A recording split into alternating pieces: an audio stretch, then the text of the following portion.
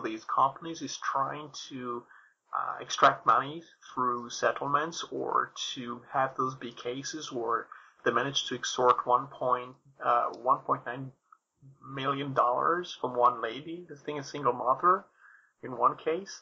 The thing they're trying to do is to present a case, a scary case, to change people's behavior or people's perception when they download a thing or make something available, and try to ensure that the public opinion is on their side to a certain degree.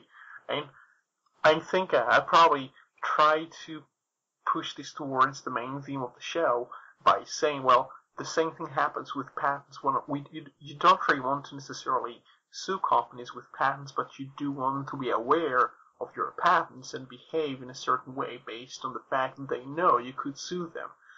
What happens perhaps with Oracle to certain degrees, all those programs which are similar to Java now are conceivably under threat, and quite a few of them get angry, and quite a few of them feel a bit more reluctant to use the programming language in internal deployments, or to package the thing within a certain framework. And what you find is, with these companies, they try to basically shout very loudly in one case to basically make everyone else scared, and hopefully change and discourage people from entering the market and compete with them.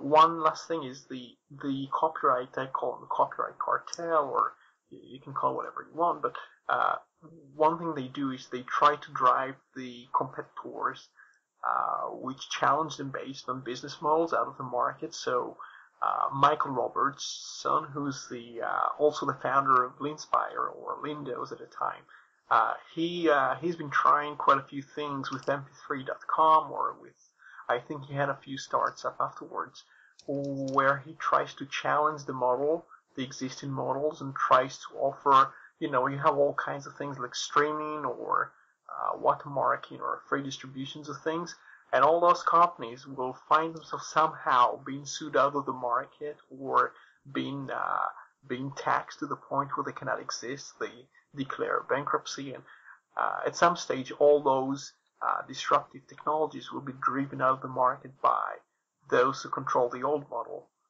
And that's very similar to what happens now in software, or in any of the big industries that indulge in the scarcity of information, or the artificial scarcity of information, which otherwise could be distributed very widely, and maximize the wealth of knowledge within every person's capacity. I mean, I think just very briefly going back to the ACS law and those type of firms, I think they still are after a token case which they can hold up as a flag to wave to prove that this scheme or system that they have is foolproof, and that people that receive these letters have no choice but to pay up. Like I say, it's I personally think the open Wi-Fi defense is very strong, but I reiterate, I think that they will start now that they've seen the way the UK courts are going, what the evidence that they're looking at. I think they're certainly going to be considering looking at the private trackers merely for building up better portfolios of evidence before providing these warning letters to members of the public, if only for to ensure that they obviously pay the fine and pay up. Just as a very, very quick side thing, in terms of security, I've had a big bugbear about these people that complain about their Wi-Fi being open, it's being hacked and stuff. Personally, I'm still very paranoid about my Wi-Fi connection. I only hardwire. That's all I do, and I even switch it off when the computer's off, because my computer doesn't spend 24 hours online. So in my case, I can put my hand on my heart and say that obviously there's nothing coming from my machine that isn't of my doing. But I just want to know Gordon, if you had any concerns or worries about your Wi-Fi, if it's secured, have you ever received a warning letter, or have you ever been your Wi-Fi been subject to being hacked or anything like that? I don't use Wi-Fi. Ah. So I'm still in the dark ages as far as that's concerned. I'm on Ethernet. Everything's on Ethernet here. So there's no way that I need to worry about that. I mean, it's simple steps. People make a big deal about how Wi-Fi can be insecure and stuff.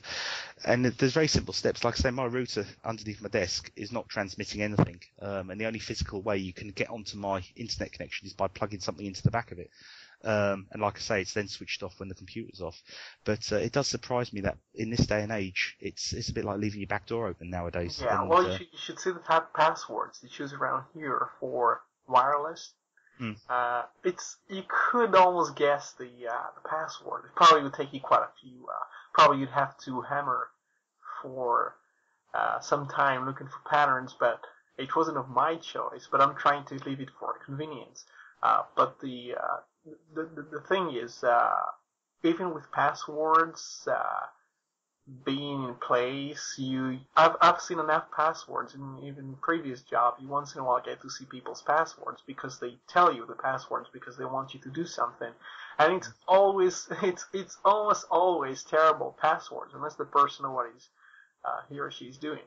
And the other thing is there was this thing with WP, WAP, and some of them being crackable and very easily crackable, and you have programs available for cracking these connections. So even if you want to intercept you can just go past a certain house, detect a signal, and spend a few minutes just breaking in.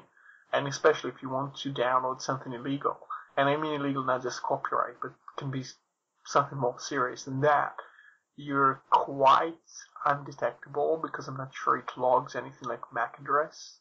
It might do that. I'm not sure to what extent it actually keeps it on a file, or I don't think the routers have any reason or any the only thing that might happen is the ISP getting a log of what requests were made from which IP address, but I'm not sure they get your MAC address from the router.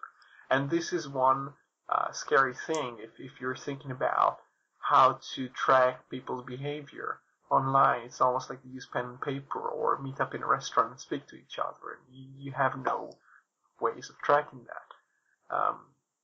And that's yeah.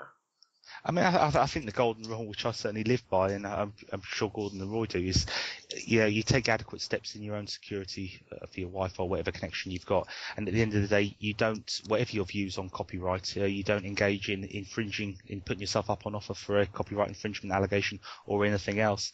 Like I say, I can put my hand on my heart and know that everything that's done on my machine is done by myself and obviously legal and lawful, but you don't put yourself in that position in the first place. Then if you do get an allegation through the post from ACS law or similar, then you can challenge it all the way to the court, which was what I would do if I received one. Moving on, better go and download one of these packs just in case they seize the domain, which is a nice little segue onto the next story. Is the DHS, Department of Homeland Security, I believe that is, seizes domain names of counterfeit.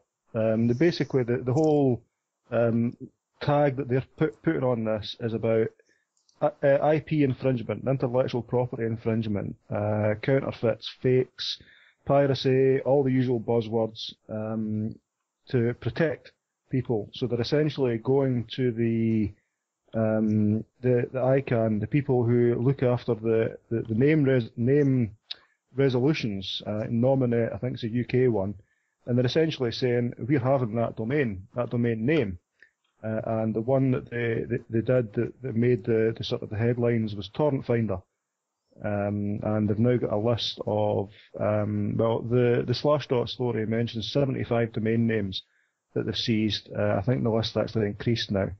And that the UK police are looking to do that as well for certain sites or certain types of sites. So the idea is basically you go to a website that you could previously get access to.